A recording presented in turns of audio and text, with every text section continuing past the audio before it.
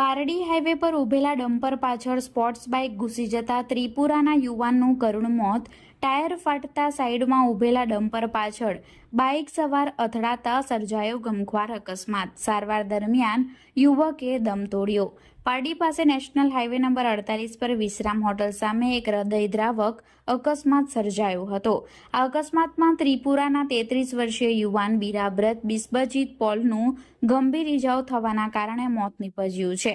ભરૂચની alpha bond કંપનીનું રેતી ભરેલું Bharat bench dumper number GJ16AW3424 Vapi તરફ જઈ રહ્યું હતું।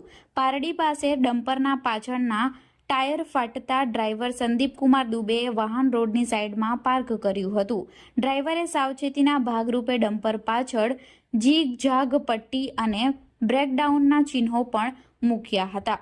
દરમિયાન સ્પોર્ટ્સ બાઇક નંબર TR01AZ7109 લઈને પૂરઝડપે આવી રહેલા બિરાબ્રતે ડમ્પરના પાછળના ભાગે જોરદાર ટક્કર મારી હતી। અકસ્માત એટલો ભયાનક હતો કે યુવાનને માથા અને શરીરના ભાગે ગંભીર ઇજાઓ પહોંચી હતી।